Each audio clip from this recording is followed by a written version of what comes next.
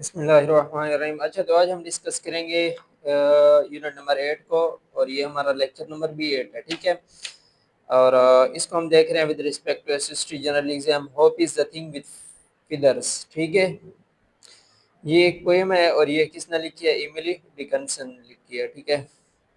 तो हम पोएम को देख लेते हैं थोड़ा जल्दी जल्दी, फिर उसके बाद हम इसकी पोएट की तरफ चलेंगे और फिर इसकी एक्सरसाइज पोर्शन ग्रामर कॉल करेंगे, ठीक है। Hope is the thing with feathers. ये हमारे पास जो सबसे फर्स्ट लाइन है ना, ये मेटाफर है, ठीक है। यहाँ पर hope is the thing with feathers, यानी कि होप जो है ये एक एब्स्ट्रैक्ट चीज है, ठीक है। उसने इसको क्या कर दिया, परिंदे के साथ कंपैरिजन किया है, ठीक है। कह दिया कि होप जो है वो क्या है, परिंदा है, ठीक है, परों के साथ। तो ये क्या मेटाफर है। That perches in the soul, ये जो दूसरी लाइन है इसमें भी मेटाफर इस्तेमाल हुआ है, क्योंकि हमारे पास ये जो बर्ड है ना, वो कहाँ पे रहता है? ब्रांचेस पे रहता है, सोल पे नहीं रहता, ठीक है। तो वो कहता है दैट परचेज जो रहता है इन द सोल, सोल में रहता है, ठीक है। ये हमारे पास क्या है? मेटाफर है। तीसरी लाइन को देखें, and sings the tune without words, और ये फिर होप को कहता है कि ये गाना गाती है, ठीक है। तो होप तो गाना नहीं गाती, ठीक है। या हमारे पास क्या करती? विदाउट वर्ड्स, वर्ड्स के बगैर, ठीक है। ये भी हमारे पास क्या मेटाफर है। And never stops at all, ये हमारे पास क्या है? हाइपरबली है। हाइपरबली वो फिगर ऑफ स्पीच है जिस में यानी कि आप एक चीज को हद से ज्यादा बढ़ा चढ़ा कर बयान करते हैं। तो किसी भी चीज का कोई स्टॉपिंग पॉइंट होता है, ठीक है, लेकिन ये कहते हैं कि and it never stops at all, ये कभी खत्म नहीं होती, इसलिए हमारे पास क्या है? हाइपरबली है। And sweetest in the gale is heard. अच्छा, इज हार्ड, ये हमारे पास क्या है? इमेजरी है, यानी कि हमारे पास ये फाइव हमारे जो सेंसेस हैं उनमें से किसी चीज को क्या करती है? अपील करती है। तो ये सेंस ऑफ हेयरिंग को अपील कर रहा है। एंड शोर मस्ट बी द स्टार्म, ठीक है। एंड शोर मस्ट बी द स्टार्म, ये भी हमारे पास क्या है? मेटाफर है। अच्छा, that could abash the little bird, ये भी हमारे पास क्या है? मेटाफर भी है। और ये हमारे पास क्या है? पर्सनिफिकेशन भी है। अबेश कहते हैं यानी शर्मिंदा कराना, शर्मिंदा इंसान होता है, ठीक है, बर्ड नहीं होता, इसलिए। तो ये हमारे पास पर्सनिफिकेशन है और ये मेटाफर भी है, ठीक है। That kept so many warm, ये भी हमारे पास क्या है? मेटाफर है। अच्छा, I have heard it in the chilliest land, ये हमारे पास क्या है? इमेजरी है। कौन सी इमेजरी है? सेंस ऑफ हेयरिंग को अपील कर रहा है, ठीक है। And on the strangest sea, yet never in extremity, yet never in extremity, ये भी हमारे पास क्या हाइपरबली है। किसी वो कहता है कि ये कभी, यानी कि जो भी मुश्किल हो ना, इसको नहीं रोक सकती। हालांकि ये मुश्किल जब आ जाती है तो वो किसी भी चीज को रोकने की सलाहियत रख सकती है, ठीक है। I ask it, it ask a crumb of मी, ये मेटाफर भी है और पर्सनिफिकेशन भी है, ठीक है। इट आस्क्ड, वो होप के बारे में कहता है कि ये मुझसे क्या करती है? मांगती है या पूछती है, ठीक है। हालांकि होप जो है वो चीज है, तो ये मांग तो नहीं सकती, मांगता या पूछता तो इंसान है, इसलिए ये पर्सनिफिकेशन है। और इसके साथ साथ ये मेटाफर भी है। अब हम इस पोएट की ऑटोबायोग्राफी की तरफ चलते हैं, ठीक है। Emily Dickinson is considered one of the most original 19th century American poets. तो हमारा क्वेश्चन ये बन सकता है कि एमिली डिकिंसन जो थी वो अमेरिकन पोएट थी, ब्रिटिश पोएट थी, ठीक है, इंग्लिश पोएट थी, कौन सी थी? तो यहाँ पर देख लें, अमेरिकन पोएट थी। She was born in Amherst Massachusetts, वो एमहर्स्ट मैसाचुसेट्स में पैदा हुई, to a family well known for educational and political activity. ये भी क्वेश्चन बन सकता है कि उसकी फैमिली का बैकग्राउंड क्या था, ठीक है, वो पॉलिटिकल एक्टिविटीज में इन्वॉल्व थे। Her father was a lawyer and treasurer of the local college, ये भी क्वेश्चन बन सकता है कि उसका वालिद कौन सा काम करता था, ठीक है। Her mother was a religious hard working housewife, उसकी जो माँ थी वो रिलीजियस हार्ड वर्किंग हाउसवाइफ थी। ये भी क्वेश्चन बन सकता है कि उसने कैसी जिंदगी गुजारी, she lived a secluded life, ठीक है। और लास्ट जो हमारा क्वेश्चन है वो ये है कि she died at the age of 55, उसने कितनी उम्र में वफात पाई? 55 साल की उम्र में वफात पाई। अच्छा, ये हमारे पास ना 1830 से लेकर हमारे पास 1886 तक इसका वो है लाइफ स्पेन है, ठीक है, ये भी याद रख लीजिए। नेक्स्ट हम चलते हैं ग्लोसरी की तरफ, ठीक है। ग्लोसरी में हमारे पास देखिए कुछ वर्ड्स हैं, इनके हम मीनिंग देखेंगे। अबेश शर्मिंदा करना या खत्म करना, क्रम छोटा टुकड़ा खुराक का, ठीक है। गेल आंधी, परचेज बसेरा रखना, शोर दर्दनाक, ट्यून बांसुरी की आवाज, एक्सट्रीमिटी आखिरी हद, स्ट्रेंजेस्ट अजीबो गरीब। नेक्स्ट हम चलते हैं इसकी एक्सरसाइज की तरफ, इसको देख लेते हैं, ठीक है, कि इसमें हमारे पास कौन से जो सवाल दिए हुए हैं उनके चूज द करेक्ट ऑप्शन जो है उनको हम करेक्ट चुन लेते हैं, ठीक है। The poet comparison of hope to a bird is made in the form of, ये क्या है, मेटाफर है, ये मैं पहले भी बता चुका हूँ। The poet uses the word gale and storm is metaphor, what do these word represent, ये जो वर्ड है गेल और स्टॉर्म, ये किस चीज को ज़ाहिर करते हैं, हार्ड एंड पेनफुल टाइम्स को। Hope is helpful in the times of pain, sorrow and difficulty. Which of the following lines from the poem best support this statement?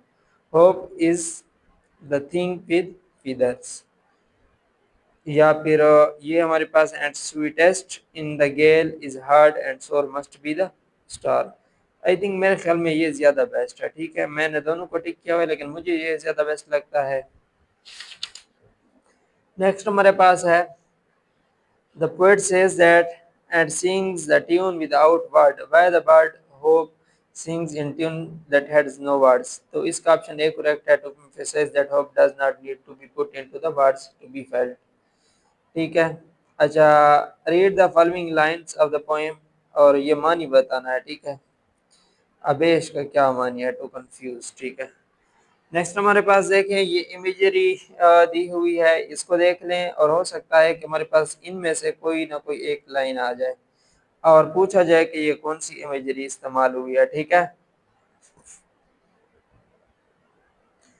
Imagery means to use figurative language to represent object, जब आप figurative language के इस्तेमाल से object को ज़ाहिर करते हैं, action को ज़ाहिर करते हैं और आइडियाज़ को ज़ाहिर करते हैं इन सच अ वे, इस तरीके से that it appeals to physical senses, कि ये आपके 5 फिजिकल जो सेंसेस हैं उनसे क्या करती है, अपील करती है।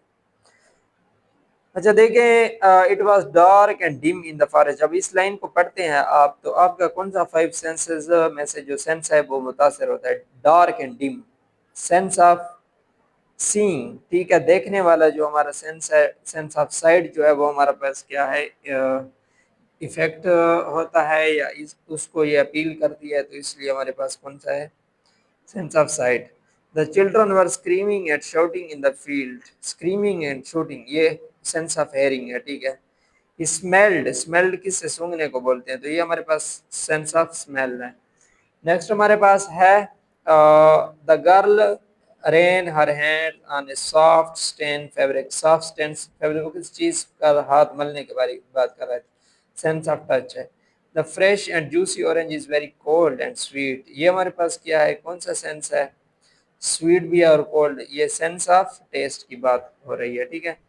नेक्स्ट हमारे पास चलते हैं डेनोटेटिव और कॉनेटेटिव, कॉनोटेशन और डेनोटेशन, अक्सर इस तरह के सवाल पेपर में आते हैं और कई बार आ भी चुके हैं, ठीक है, मैं पहले भी बता चुका हूँ। डेनोटेशन, डेनोटेशन का लफ्ज निकला है डिक्शनरी से, यानी वर्ड्स के ऐसे मीनिंग जो डिक्शनरी के अंदर यूज हुए हों उनको डेनोटेटिव मीनिंग, और वो वर्ड जो हम वर्ड्स के साथ खुद से एसोसिएट कर लेते हैं इसको कॉनेटेटिव मीनिंग कहते हैं।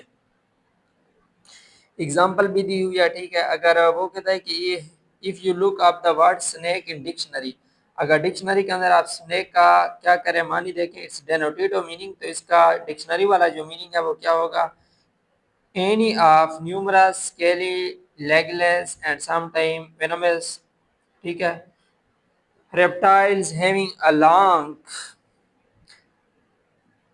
tapering cylindrical body and found in most tropical and temperate regions।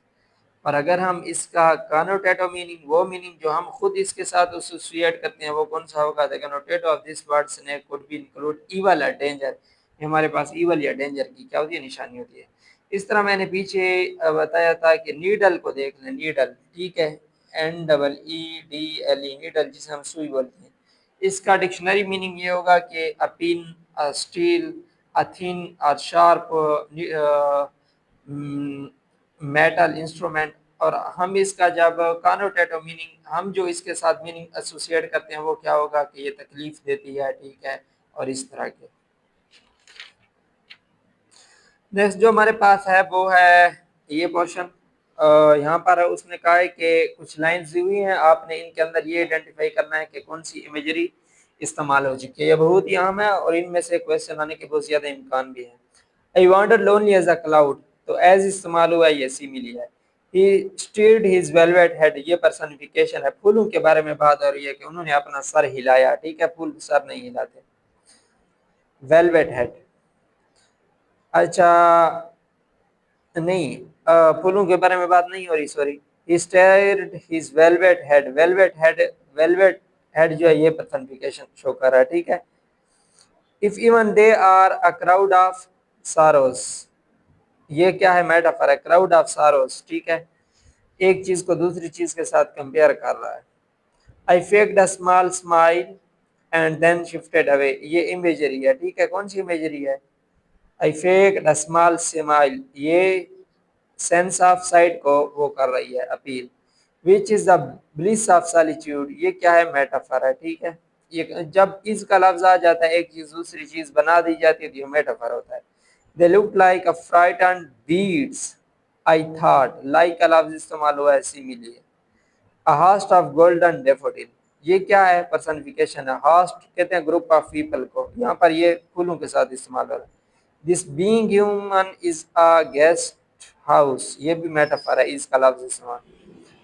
The weed before me was dying and dead, the weed before me was dying and dead, ये पर्सनिफिकेशन है, वो वीड को कह रहा है कि वो मुझे ऐसा लग रहा था जैसे डाइंग एंड डेड है, ठीक है। और ये इमेजरी भी है किसी हद तक, ये हमारे सेंस ऑफ साइट को भी क्या कर रही है, मुतासिर कर रही है।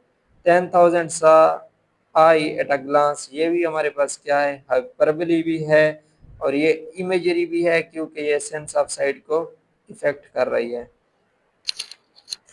नेक्स्ट हम इसका ग्रामर पोर्शन देख लेते हैं जल्दी जल्दी और बस फिर इसको ख़त्म करते हैं, ठीक है। प्रीपोजिशन क्या होता है, ठीक है। Preposition shows a relationship between ideas in a sentence. Preposition usually answer the question where and when. Preposition हमारे पास दो किस्म के सवालात के जवाब देते हैं, वेयर किस और व्हेन का, ठीक है। और ये एक चीज़ का रिलेशनशिप दिखाते हैं दूसरी चीज़ के साथ। तो नीचे कुछ प्रीपोजिशन दिए हुए हैं, इनको हमने क्या करना है, फिल इन द ब्लैंक्स में लगाना है।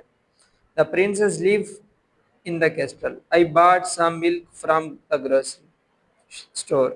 My sister sat with my mom in the bus.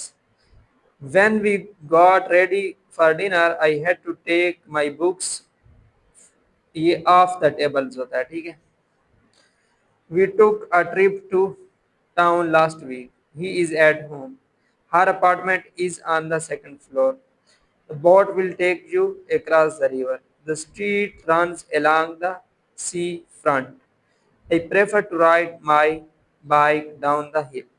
अच्छा, प्रीपोजिशनल फ्रेज और क्लासेस क्या होते हैं। अ preposition is a part of speech just like a noun or a verb. It connects a noun to a pronoun to another word in the sentence, showing us the relationship between them.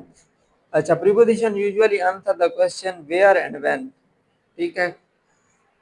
Where कहाँ पर और when कब, ठीक है। ये वही adverb वाली बात हो रही है, एडवर्ब ऑफ प्लेस जिस तरह होते हैं और एडवर्ब ऑफ टाइम, लेकिन ये यहाँ पर व्हेन और वेयर का जवाब देते हैं। Telling us about the person और object location either in time और स्पेस, वही बात है। This information option leads to given using a group of words rather than single word, ठीक है। नीचे देख लेते हैं, इसमें हमारे पास जो हमारी काम की चीज़ है जो हमारे पास पेपर में आ सकती है वो लास्ट वाला है, डी वाला, इसको हम देख लेते हैं। Underline the prepositional phrases in each sentence, circle the preposition. My grandparents enjoyed boating on the beautiful lake.